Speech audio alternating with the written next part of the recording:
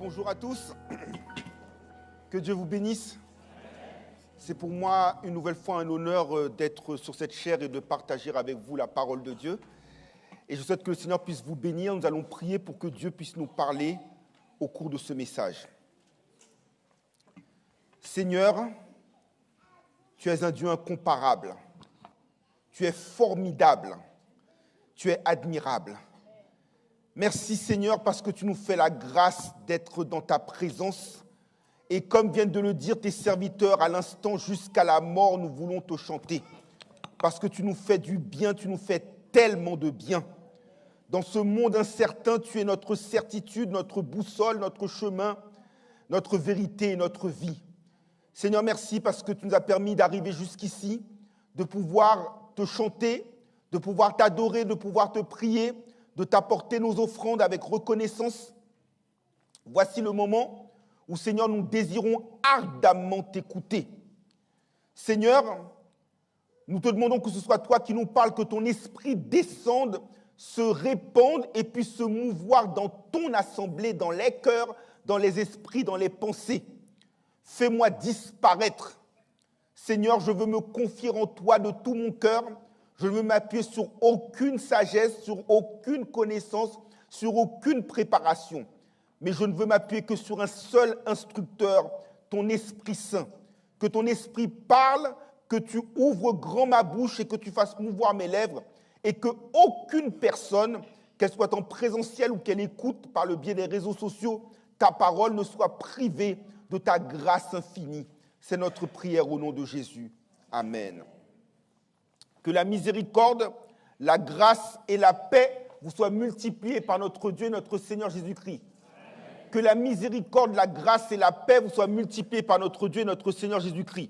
Amen. Hier, le 18 avril 2026, a marqué le 50e jour de la guerre entre Israël et les États-Unis d'un côté et l'Iran de l'autre.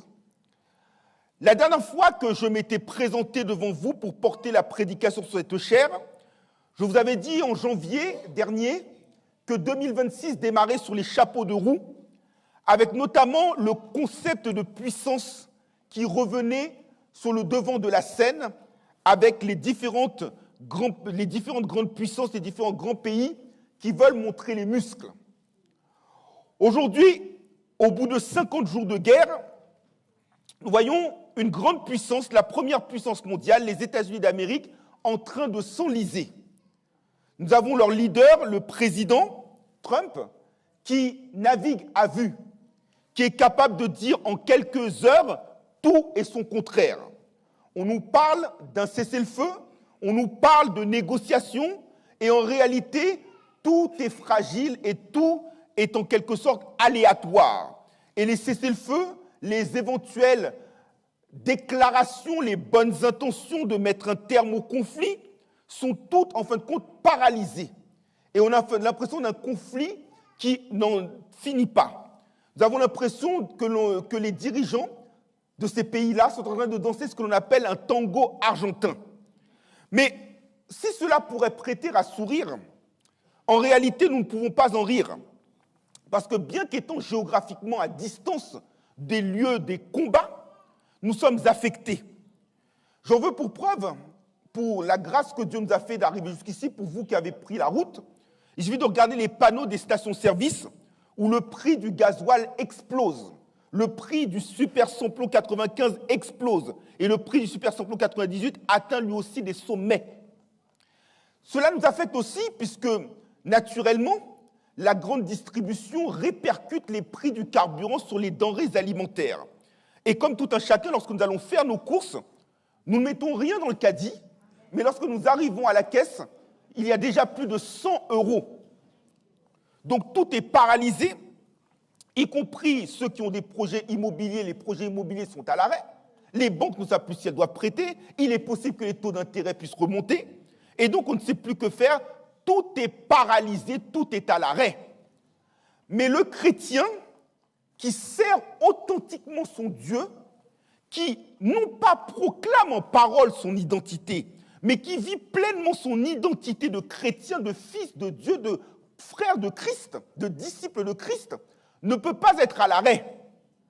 Et notre assemblée, l'Assemblée évangélique des frères, par la grâce de Dieu, est conduite par l'Esprit. Et dès le mois de décembre 2025, Dieu a inspiré à son serviteur, notre pasteur, ce thème il ne faut pas se lasser de répéter, tiré de Éphésiens 6, verset 10. Au reste, fortifiez-vous dans le Seigneur par sa force toute puissante. Le chrétien qui est de la race de Dieu, qui est un participant à la nature divine, est revêtu, est couvert, est assuré par cette puissance. Puisque nous avons la vie, nous avons le mouvement, nous avons l'être et nous sommes de sa race. Et la puissance est antithétique, la puissance est opposée à l'immobilisme. Un chrétien qui a la vie de Christ et pour lequel la résurrection de Christ est une manifestation explicite et incontestable de la puissance de Dieu, ce chrétien ne peut pas être à l'arrêt.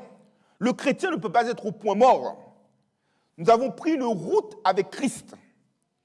Comme lorsque nous prenons la route, peu importe que nous ayons des boîtes de vitesse automatiques, elles sont à la mode aujourd'hui, ou manuelles, comme c'était le cas naguère lorsque nous avions appris, pour ceux qui ont plus de 30 ans, à conduire, eh bien on ne peut pas rester bloqué à la première vitesse.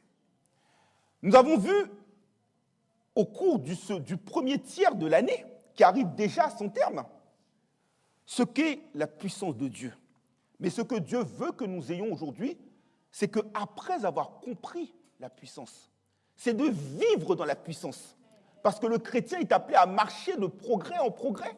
Le chrétien est appelé à marcher de gloire en gloire. Il n'y a pas de reculade, il n'y a pas de retour en arrière, mais une avancée, et une avancée forte. Et nous allons voir la lecture du verset du jour tiré du premier épître aux Corinthiens, chapitre 4, verset 20. Lecture pour laquelle je vous demanderai de vous mettre, s'il vous plaît, debout. Et que nous allons faire à l'unisson, dans un même esprit, à la gloire de Dieu.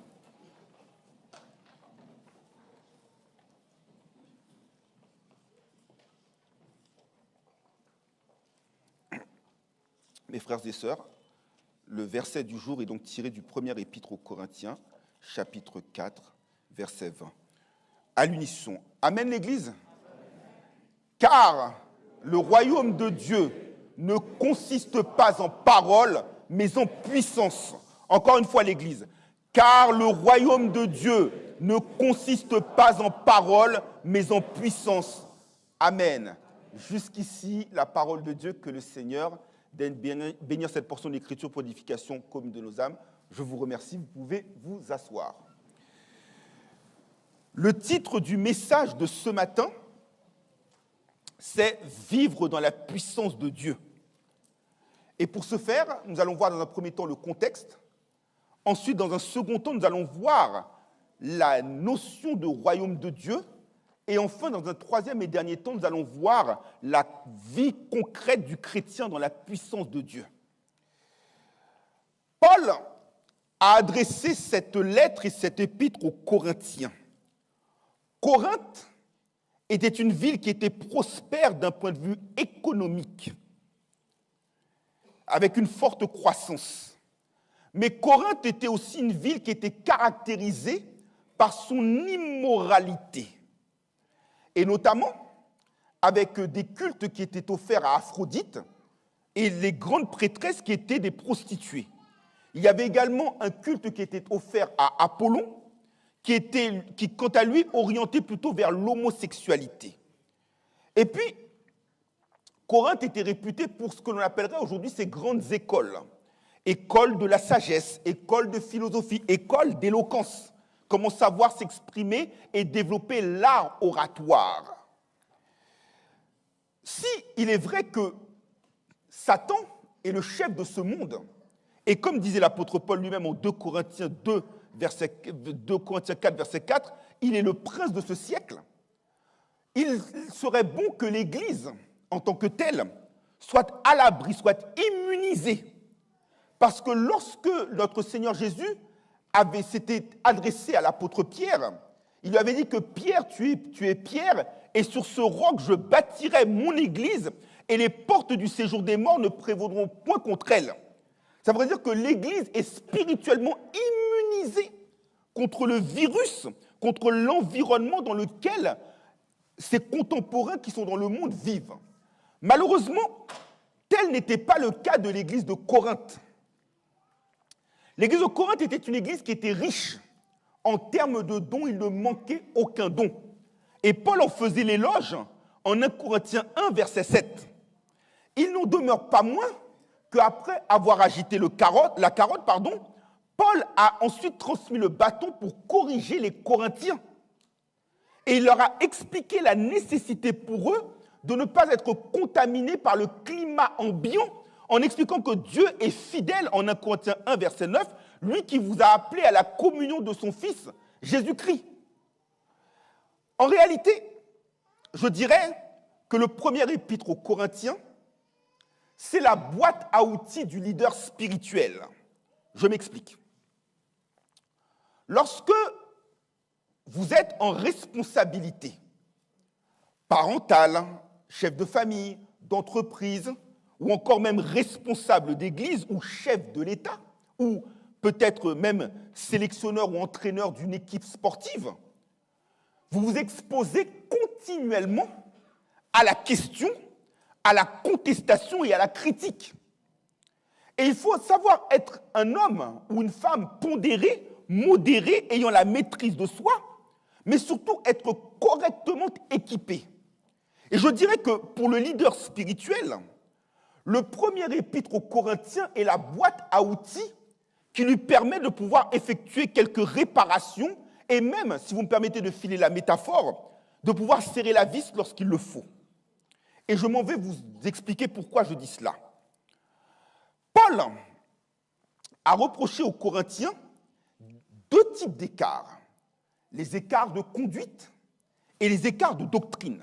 Et tout responsable qui veut mettre de l'ordre doit être capable d'une part de dénoncer les écarts et d'autre part de les sanctionner. Là où il n'y a pas de cadre, c'est le chaos qui règne. Si vous en voulez un exemple, c'est celui qui me vient à l'esprit à l'instant où je vous parle, c'est ce qui s'est passé avec l'équipe de France à la Coupe du Monde 2010. Le sélectionneur n'avait plus aucune autorité, il n'y avait aucun respect, et ça s'est passé par des insultes au vestiaire pendant la mi-temps de France-Mexique, ou encore la grève des joueurs décidant de ne pas s'entraîner à Naïsna. Le sélectionneur actuel, qui est en poste depuis 14 ans et qui va mettre un terme à ses fonctions dans quelques mois, a quant à lui mis de l'ordre en disant que les joueurs n'auraient plus de passe-droit. Et effectivement, on a une cohésion qui s'est affirmée au fil des compétitions, qui fait que l'équipe est à la fois respectée, respectable, parce que le sélectionneur a su marquer son autorité. Eh bien, là, pour l'église de Corinthe, les écarts étaient multiples. Tout d'abord, il y avait des hommes qui étaient charnels. Les uns se réclamant de Paul, les autres se réclamant d'Apollos, les autres se réclamant de Céphas. Et Paul va leur dire au premier chapitre, d'une part, et au troisième chapitre du premier épître aux Corinthiens, que ce sont des hommes qui sont charnels. Car qui est Paul, qui est Apollos? Apollos a planté, Paul a arrosé et Dieu fait croître. Dans le chapitre 4, Paul va parler des droits des apôtres. Et il va notamment expliquer ce verset qui est très important pour tout responsable spirituel notamment, en expliquant en 1 Corinthiens 4, verset 2, que ce que l'on attend d'un dispensateur, c'est qu'il soit trouvé fidèle. Au chapitre 5, Paul va parler du problème d'inceste. Au chapitre 6, du procès entre les frères chrétiens. Au chapitre 7, il va parler de la question du divorce et du célibat. Au chapitre 8, il va parler de la question des viandes sacrifiées aux idoles. Au chapitre 9, il va revenir sur les droits des apôtres en précisant que si lui, il prêche l'évangile, ce n'est pas par une envie ou une folie des grandeurs, mais c'est qu'il dit, notamment en 1 Corinthiens 9, verset 16, « Malheur à moi si je ne prêche pas l'évangile ». Et il précise également que celui qui prêche l'évangile doit vivre de l'évangile. Ensuite, au chapitre 10, il va revenir sur les expériences passées en expliquant aux Corinthiens que tout ce qui s'était passé précédemment, notamment dans l'Ancien Testament, doit leur servir d'exemple à eux qui sont arrivés à la fin des siècles. Au chapitre 11, et nous le verrons dans quelques minutes, après cette prédication, il va parler de la Sainte Seine, des désordres, du fait que les Corinthiens arrivaient ivres. et en précisant notamment que, avant de partager le repas de la Sainte Seine, chacun doit s'assurer de manger chez lui, d'une part, et d'autre part que nous devons nous attendre les uns les autres pour communier ensemble. Au chapitre 12, l'apôtre Paul va parler de la question de l'exercice des dons, du fait que les dons sont pour l'utilité commune et que chacun de nous, quel que soit notre rôle, quelle que soit notre place dans le corps de Christ, nous avons tous une importance particulière. Au chapitre 13, Paul va parler de l'amour. Ensuite, après le chapitre 13, Paul va parler aussi, au chapitre 14, du fait que les cultes étaient désordonnés et il va expliquer notamment qu'il appartient à la femme d'écouter l'instruction avec soumission en silence. Au chapitre 15, Paul va maintenant parler des écarts de doctrine par rapport à la résurrection, précisant que Christ est mort et qu'il a été enseveli, qu'il est ressuscité au 3e jour et qu'il est apparu ensuite à plusieurs aux apôtres, et il va même dire à lui-même que Christ est apparu à lui, et il va avoir l'humilité que doit avoir un leader spirituel, de dire que moi-même je ne suis pas digne d'être appelé apôtre, car j'ai persécuté l'Église. Et il va également dire que par la grâce de Dieu, je suis ce que je suis, sa grâce envers moi n'a point été en vain. Donc, quel que soit le ministère que nous exerçons, de la prédication, de la louange, de la musique ou tout autre, c'est la grâce de Dieu qui nous permet de l'exercer et rien d'autre. Et il va également enfin préciser la question de la résurrection, que si Christ n'était pas ressuscité, notre prédication, notre foi serait vaine. Et expliquer également que si c'est dans ce monde seulement que nous avons notre espérance en Christ, nous sommes les plus malheureux de tous les hommes. Et enfin, dans le dernier chapitre, il va nous parler de nous conduire en hommes et de tout faire avec amour. Dans le chapitre 4, qui est l'objet de la prédication de ce matin, Paul va agir à l'égard des Corinthiens comme un père. Et il appartient à un père, notamment, de savoir réprimander et corriger. Mais surtout que Paul va le faire parce qu'il sait qu'il a une mission particulière. Parce que Paul était saisi de crainte, de tremblement. Mais alors qu'il avait fini de prêcher à Athènes, en Actes chapitre 17, en Actes chapitre 18, il va recevoir une vision qui montre d'ailleurs au demeurant que lorsque nous prétendons parler de la part de Christ, nous ne pouvons pas le faire par une éloquence, par une philosophie ou par des études. C'est une révélation qu'il faut avoir. J'aurai l'occasion de revenir sur cela dans quelques minutes. Mais c'est avoir une vision. Et dans la vision, il est dit à Paul, ne crains point. Sachant que cet ordre, ne crains point, nous est répété dans les évangiles, dans les Écritures, à 365 reprises. C'est-à-dire que tous les jours de l'année, nous devons vivre dans la paix. Tous les jours de l'année, en tant que chrétiens, nous ne devons pas avoir de crainte ni de peur pour le lendemain. Comme disait le chant, « Vers l'avenir, marchons sans crainte et sans peur du lendemain ». Et Paul, donc je vous le disais, agissait donc comme un père. Et je le dis comme je le pense, il est malheureux dans la société française dans laquelle nous vivons de voir cette dépravation où on interdit aux parents de corriger leurs enfants. Résultat des courses, l'enfant est roi, il fait n'importe quoi, et la notion de respect, la notion d'autorité se perd. À titre personnel, je suis, pour ma part, d'accord pour la correction. J'ai été moi-même corrigé par mes parents, pas de problème. Il faut l'accepter parce que c'est la correction qui nous permet de marcher droit. Et c'est aussi, d'un point de vue biblique, une obligation parentale de corriger les enfants dans le Seigneur. Paul a corrigé les Corinthiens, il dit que les Corinthiens sont ses enfants, comme il disait aux Galates, il dit que je souffre pour vous les douleurs de l'enfantement jusqu'à ce que Christ soit formé en vous. Et Paul va leur dire, soyez mes imitateurs, en 1 Corinthiens 4, verset 16. Et il va envoyer Timothée venir leur parler en se disant que, est-ce que je dois venir avec le bâton ou est-ce que je dois vous parler normalement?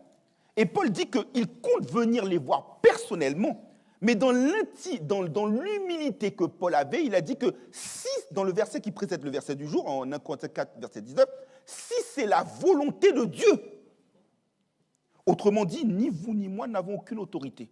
Et Jacques 4, verset 15 nous dit, parfois nous prétendons que nous allons gagner telle ville, faire tel projet, mais nous devons dire, si Dieu le veut, parce que nous ne sommes qu'une vapeur qui paraît pour un peu de temps, mais ensuite n'est plus.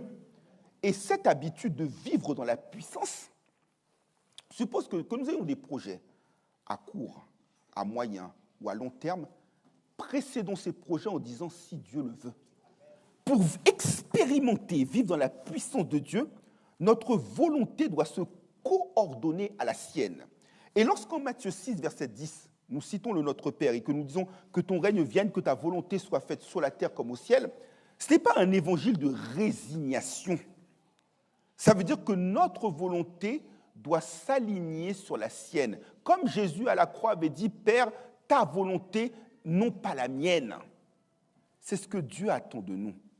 Et lorsque nous comprenons cela, nous comprenons quels sont les concepts de son royaume, et c'est ce qui va faire l'objet de la deuxième partie de notre prédication.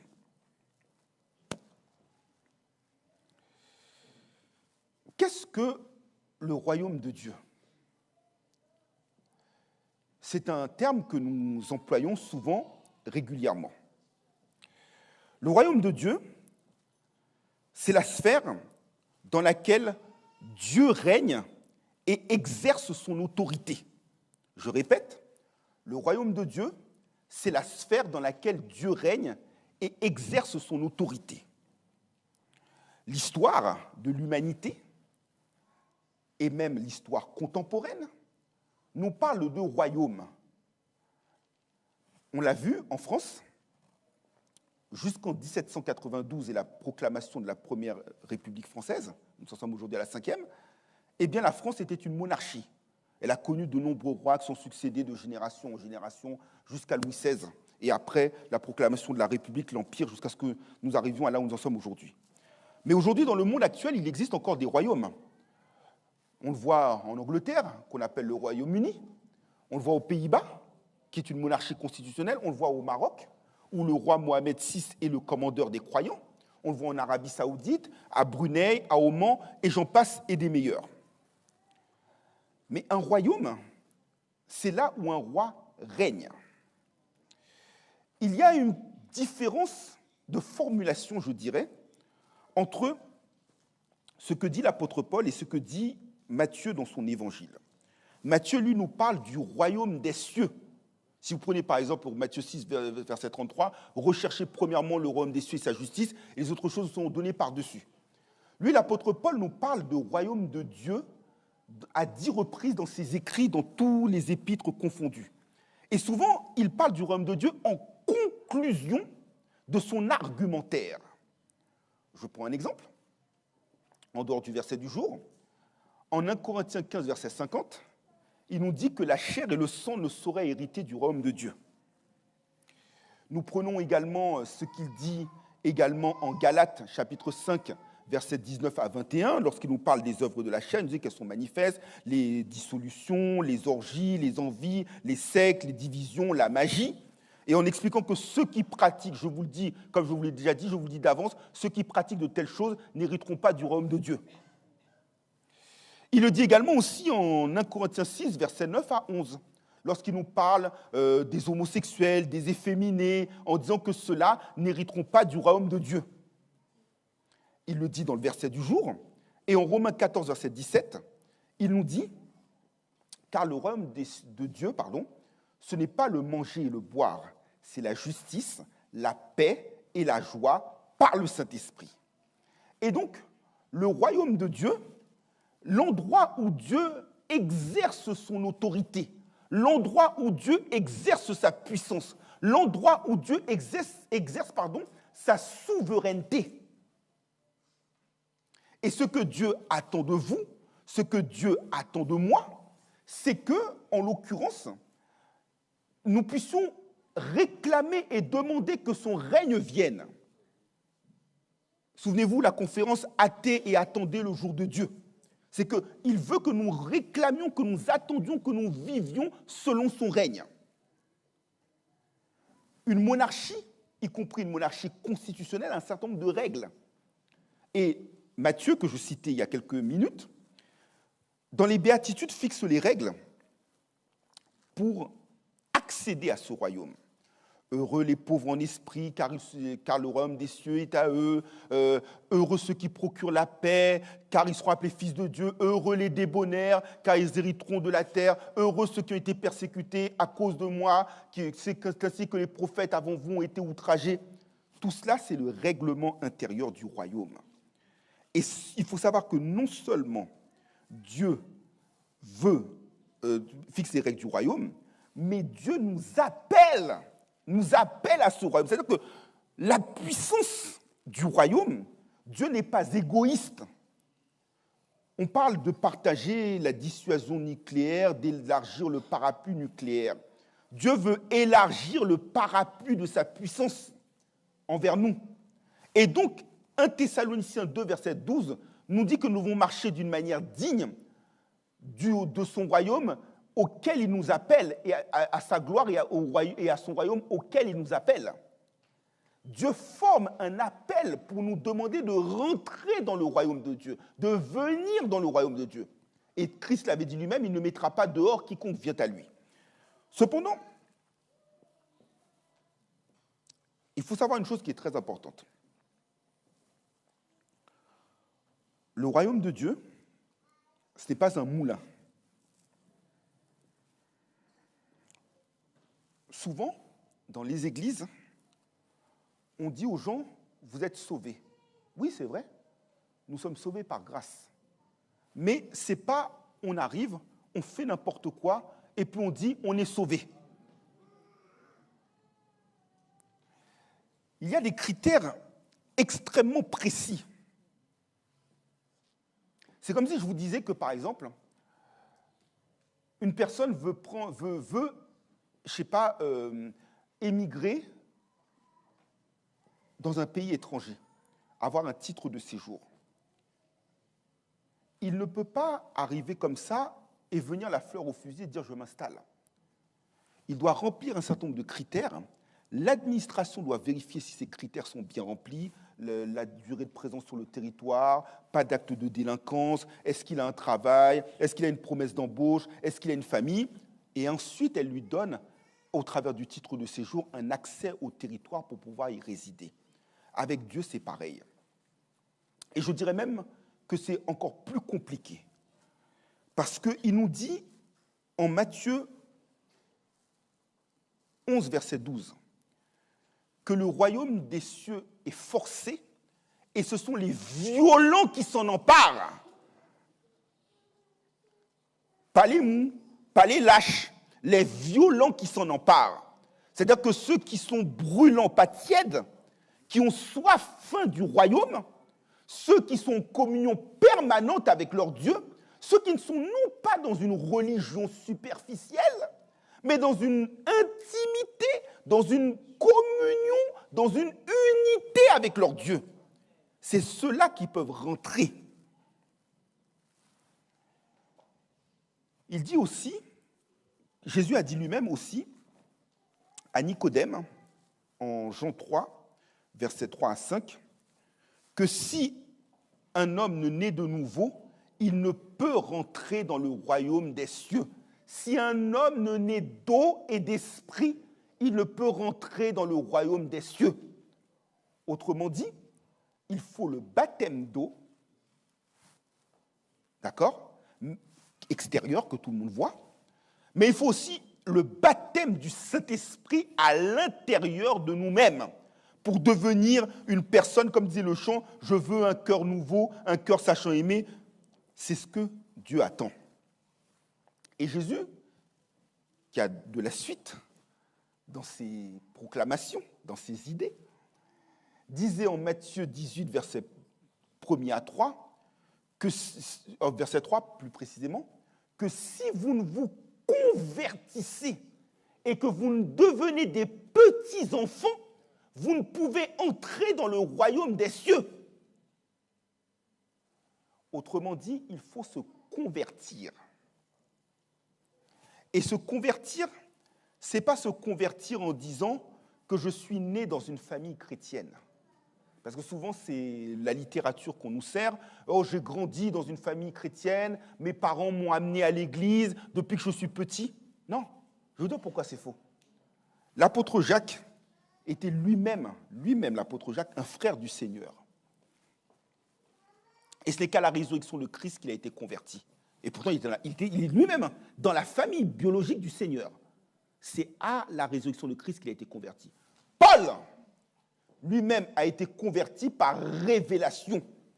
Autrement dit, tant que vous n'arrivez pas à avoir cette révélation, cette vision, vous pouvez grandir dans un environnement chrétien, ça ne fait pas de vous un chrétien.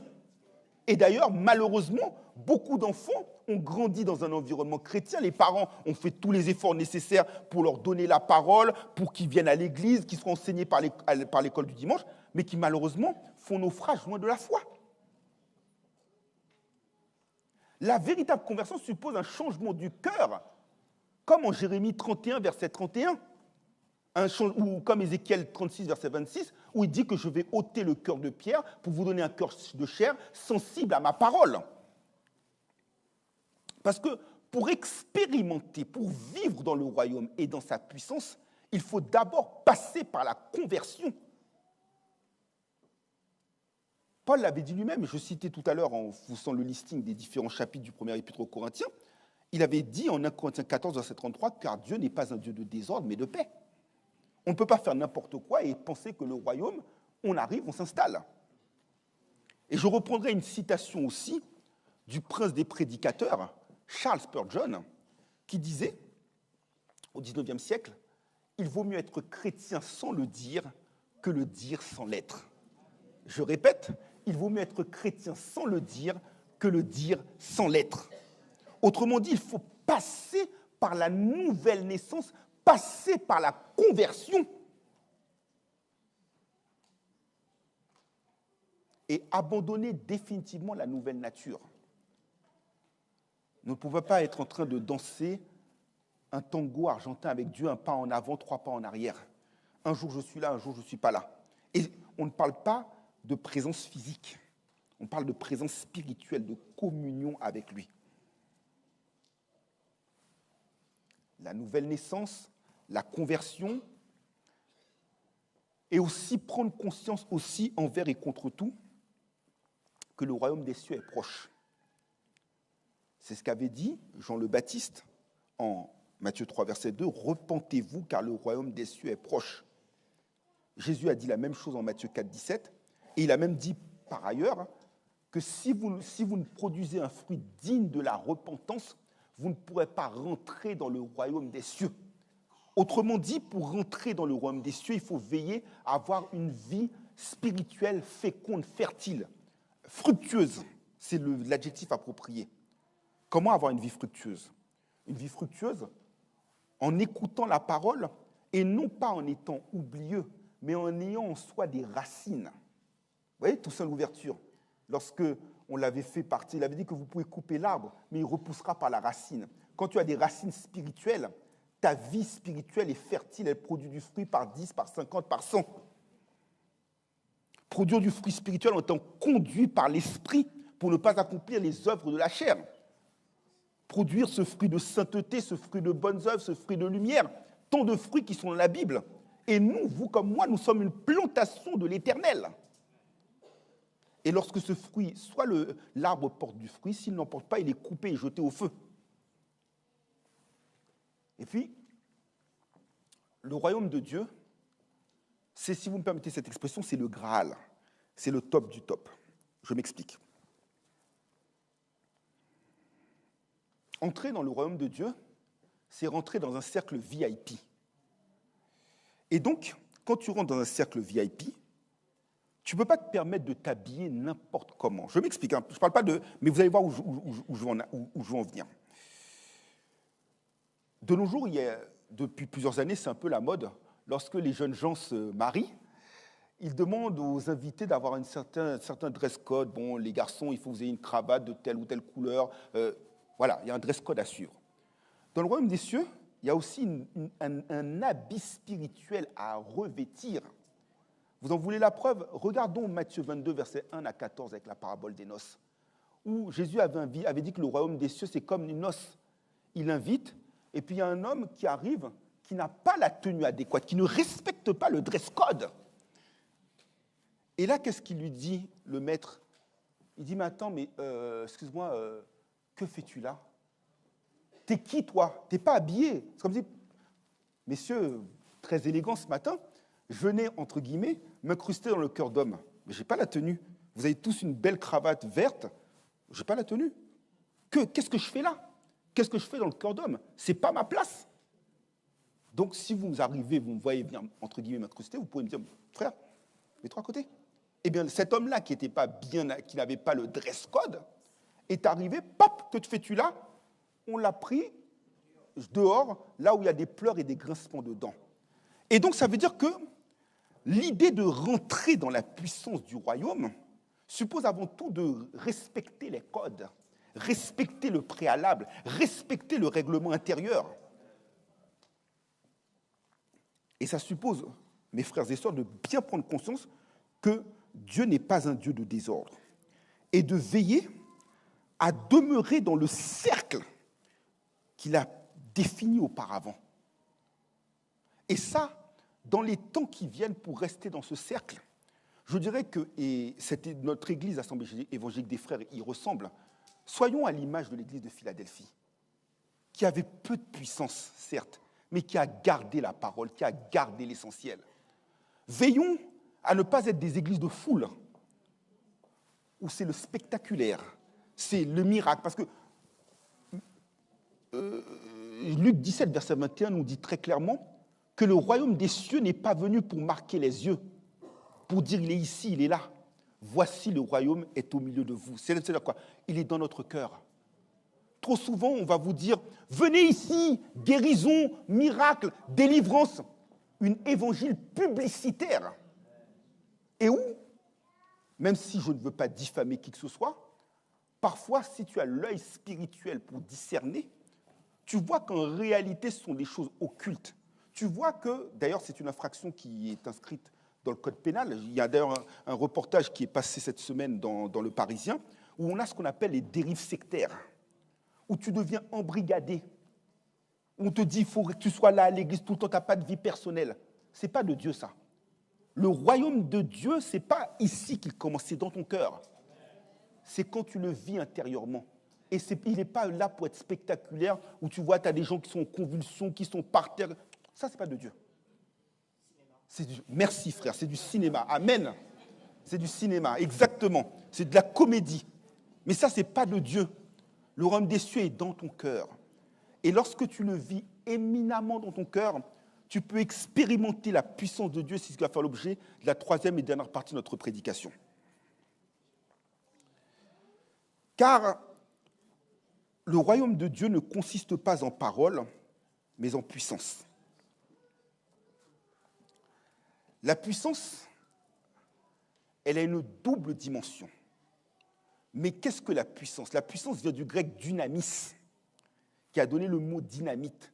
C'est la capacité à pouvoir faire exploser les choses. Et quand on regarde, Jésus a la puissance. Il a dit d'ailleurs aux disciples, en Luc 10, verset 19, j'ouvre une parenthèse, parce que ce sera le verset que nous allons, si Dieu le veut, si c'est la volonté de Dieu, c'est le verset que nous verrons dimanche prochain. En Luc 10, verset 19, donc notez-le bien, c'est ce que nous allons voir dimanche prochain. En Luc 10, verset 19, Jésus dit, je vous ai donné la puissance pour marcher sur les serpents, sur les scorpions et sur toute la puissance de l'ennemi.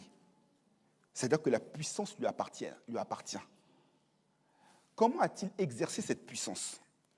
Si nous voulons parler peu et parler bien, le ministère de Jésus, le ministère terrestre, se résume en 3 verbes, selon Matthieu 4, 23. Enseigner, prêcher, guérir. Lorsque Jésus prêchait sur la terre, c'est le meilleur enseignant de tous les temps. Mais il enseignait en étant d'abord revêtu de l'esprit. On ne peut pas parler de Dieu si on n'est pas au préalable revêtu de l'esprit. En commençant son ministère, Jésus a dit très clairement, mon cher pasteur, Luc 4, 16, « L'Esprit du Seigneur est sur moi, il m'a oint pour annoncer une bonne nouvelle aux pauvres, pour libérer les captifs. » Il a d'abord été revêtu de l'Esprit. Ensuite, lorsqu'il a prêché, il prêchait avec autorité, nous dit Matthieu 7, verset 28. C'est-à-dire que la prédication, ce n'est pas une calinothérapie. La prédication, ce n'est pas un massage thaïlandais. La prédication, c'est quelque chose de sérieux, c'est qu'il faut un électrochoc. C'est comme quelqu'un qui est en arrêt cardiaque, boum, tu mets les deux choses, boum, elle se réveille. C'est ça la prédication. La prédication doit opérer un réveil dans nos cœurs. Et pardon de... J'avais vu cette citation sur les réseaux sociaux qui m'avait beaucoup plu, qui avait dit que la véritable prédication va avoir deux effets opposés. Soit elle va nous pousser à détester le prédicateur, c'est l'esprit d'animosité, soit elle va nous pousser à louer Dieu. Mais la véritable prédication a un impact. Même quand Jésus est sorti du tombeau à la résurrection et qu'il enseignait aux disciples sur le chemin d'Emmaüs, nous dit Luc 24, verset 43 et suivant, il disait que leur cœur brûlait au-dedans d'eux-mêmes. La véritable prédication fait que tu ne peux pas être dans le même état. Si vous en voulez un exemple, c'est comme si je vous disais, voyez en bas dans le parking, il y a une borne de recharge pour les voitures électriques ou hybrides. Mais quand tu branches ton véhicule, par exemple, pendant que on est au culte, vous le branchez pour charger le véhicule. Le niveau de ta batterie électrique ne peut pas être le même à 10 heures, à midi qu'il était à 10 heures. Eh bien, c'est la même chose avec la prédication. Il n'est pas possible que tu sois enseigné et qu'il n'y ait aucun impact, qu'il n'y ait aucune puissance.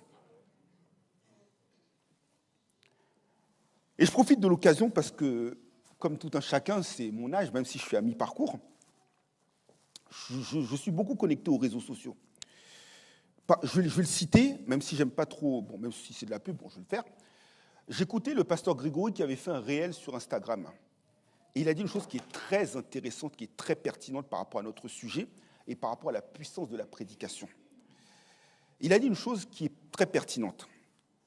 Tu peux parfaitement avoir un titre dans l'Église, être un leader spirituel, et pourtant ne pas avoir de mandat. Je m'explique. Tu peux parfaitement, n'importe lequel d'entre nous peut parfaitement être ordonné pasteur. Mais pourtant, Dieu ne l'a jamais appelé à ce ministère.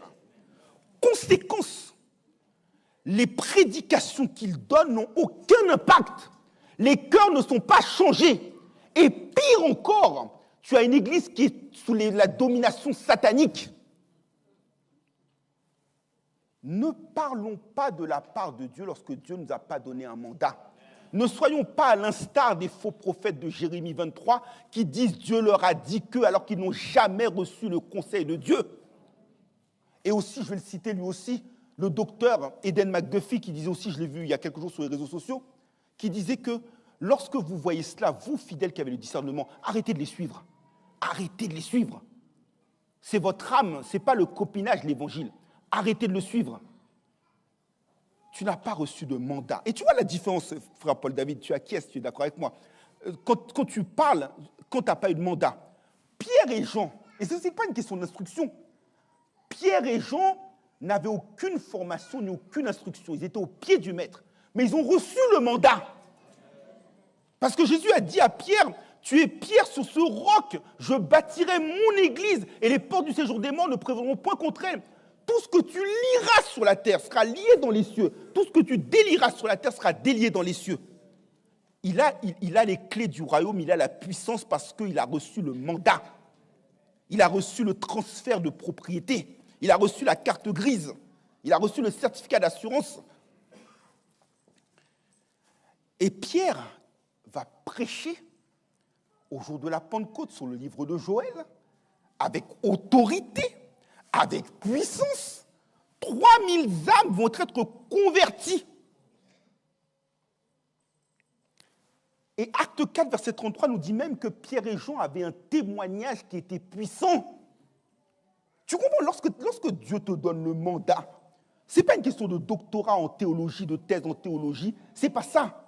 C'est qu'il t'appelle, il te mandate. Et là, maintenant, tu peux parler, tu peux être un analphabète, tu vas impacter. Parce que le but de la prédication, c'est d'impacter. Ce n'est pas d'être une démonstration d'éloquence, de sagesse, de philosophie, de connaissances intellectuelles qui ne servent à rien. Mais c'est être capable d'impacter les âmes, d'amener les païens à l'obéissance, d'amener les rebelles à la conversion. Paul lui-même, lorsqu'il a prêché aux Corinthiens, était en état de crainte, de faiblesse et de grand tremblement. Et il a dit qu'il n'est pas venu pour faire autre chose que de faire connaître Jésus-Christ, Jésus-Christ crucifié. Il a dit que ma prédication, elle doit être une démonstration de l'esprit et de puissance. Nos prédications doivent impacter. Ce n'est pas la durée du ministère qui compte, c'est l'impact. Vous voyez, Ésaïe, il avait proclamé les paroles de Dieu 700 ans avant la naissance de Jésus-Christ. Et pourtant, aujourd'hui, encore, ces prédications ont un impact. Jésus, son ministère n'a duré que 3 ans. Encore, ça a un impact. Laissons des traces. Deuxième volet de la puissance. Quand Dieu te donne la puissance, c'est pour réduire au silence Satan, le diable.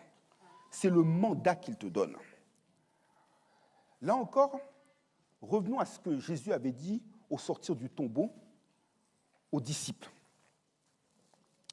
Voici les signes, disait-il en Marc 16, versets 17 à 19, qui accompagneront ceux qui auront cru en mon nom.